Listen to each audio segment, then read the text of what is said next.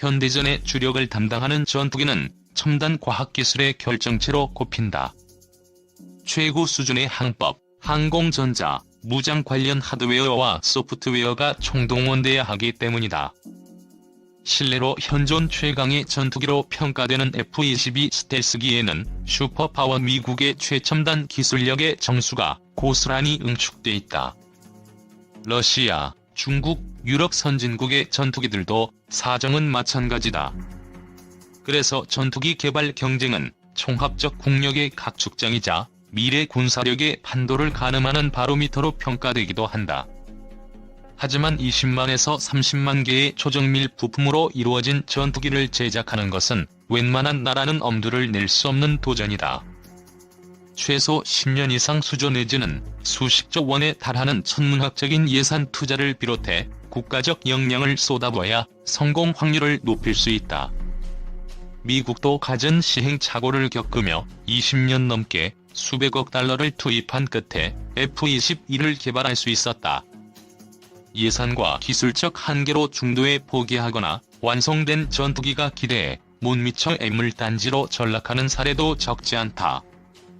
세계적 수준의 전투기 개발국이 손가락에 꼽힐 정도라는 현실이 높은 장벽을 실감케 한다. 우리나라가 그 장벽을 뛰어넘기 위한 도약대에 올랐다. 지난달 한국형 전투기의 시험용 전투기가 최종 조립을 시작한 것이다. 2001년 3월 김대중 대통령이 공사 졸업식에서 최신의 국산 전투기 개발을 공언한 지는 20년 만의 결실이다. 내년 상반기에 시제기가 완성되면 5년간 수백 차례의 지상, 비행시험을 거쳐 2026년까지 KF-X 전력화를 끝내는 것이 목표다. 이후 120여 대가 순차적으로 양산돼 영공수호에 나서게 된다. 총 사업비는 개발비를 포함해 총 18조 6천억 원에 달한다. 무기 획득 사업으로는 단군 이래 최대 규모다. KF-X의 개발 사업은 고비의 연속이었다. 사업 초기부터 무모한 도전이다, 막대한 예산만 낭비할 것이라는 비판이 팽배했다. 정권과 평가기관에 따라 사업 타당성에 대한 판단이 뒤바뀌면서 최종 착수 결정을 내리기까지 10년이 넘게 걸렸다. 전투기의 눈에 해당되는 A사 레이더 등 핵심 장비의 기술 이전을 미국이 거부하면서 한때 무산 위기를 겪기도 했다. 동체 설계 제작과 통합 전자전장비 개발 등도 험난한 과정이었다. 국내 기술로 불가능하다는 우려를 떨쳐내고 주요 부품 장비의 국산화에 속속 성공함으로써 KF-X는 본 궤도에 오르게 된 것이다. 지금도 KF-X에 대한 회의론이 있는 게 사실이다.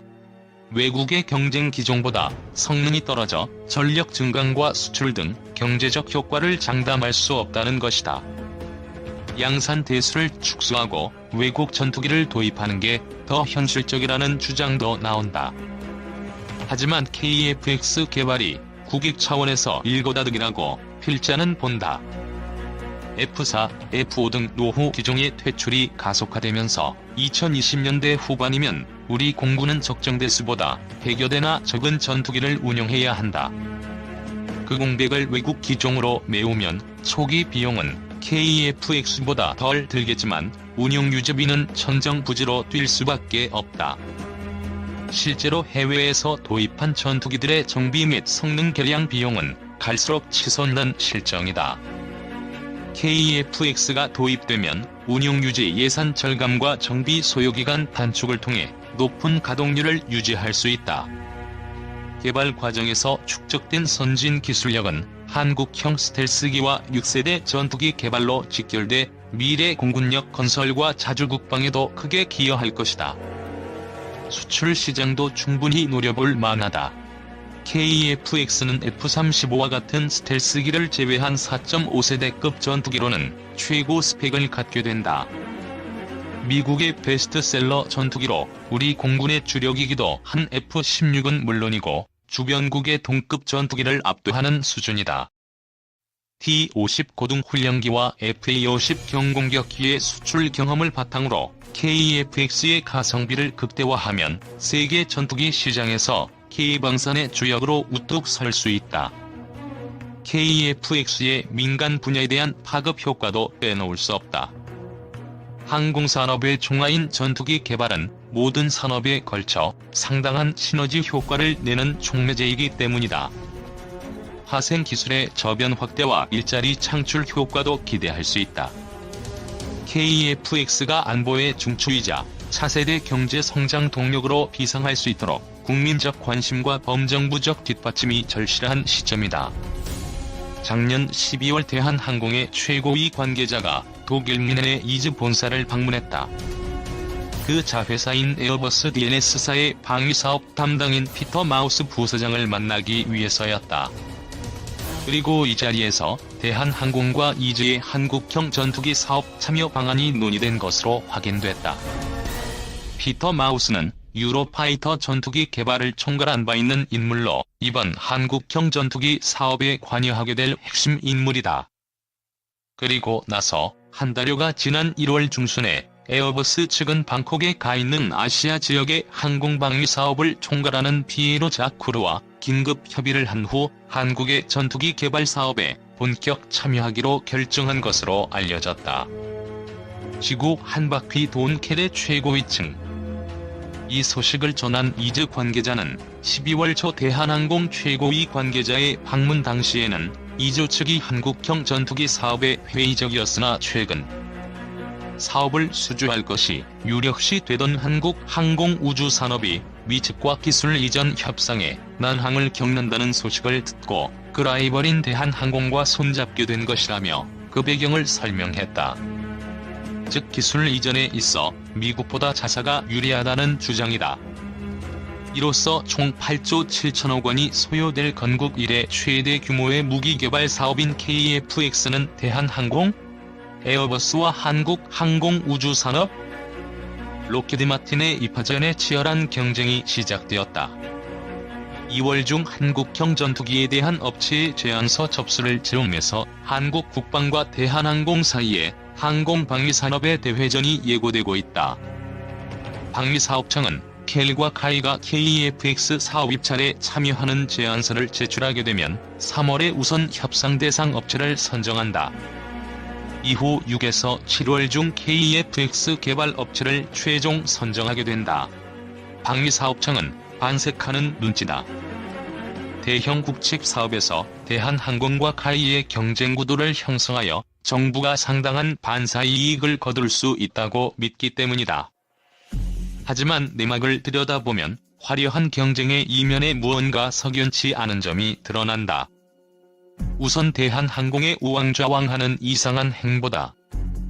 앞서 말한 대한항공의 최고위 관계자는 작년 12월 뮌헨 방문 이전에 미국 시애틀의 보잉사 본사도 방문했던 것으로 확인되었다.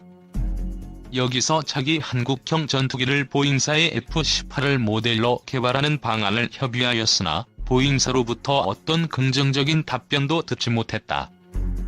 한국에서 사업의 기반을 확장하려는 보잉의 입장에서는 자사의 여객기를 구매하는 A급 고객인 대한항공의 사업 제안을 소홀하게 받아들였을 리가 없다. 그럼에도 불구하고 보잉이 이 사업 제안을 거절한 것은 전투기 개발에 대한 대한항공의 능력을 의심했던 것은 아닌지 그 배경에 의문이 생긴다.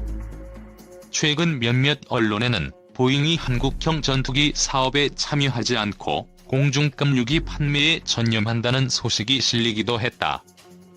이에 대해 기자가 만난 보잉 한국 지사의 최고위 관계자는 일절 노코멘트라면서도 언론 보도는 대체로 맞는 이야기라고 덧붙였다. 시애틀의 잠 못 이룬 밤, 뮌헨으로 급회전. 시애틀에서 빈손으로 돌아온 대한항공의 이 인사가 뮌헨으로 날아간 시점은 그 직후였다.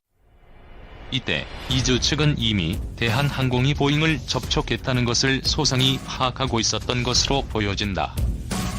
대한항공 고위 관계자가 돌아간 직후 이즈 측은 담당 임원들을 소집하여 회의를 하였는데 이 자리에서 겨우 8조 원으로 전투기를 개발한다는 게 말이 되느냐며 한국 정부의 사업 계획에 대한 강한 의문이 쏟아져 나왔다. 프랑스가 라팔 전투기를 개발하고 200여 대를 양산하는 데 소요된 예산이 총 1,000억 달러를 상회한다.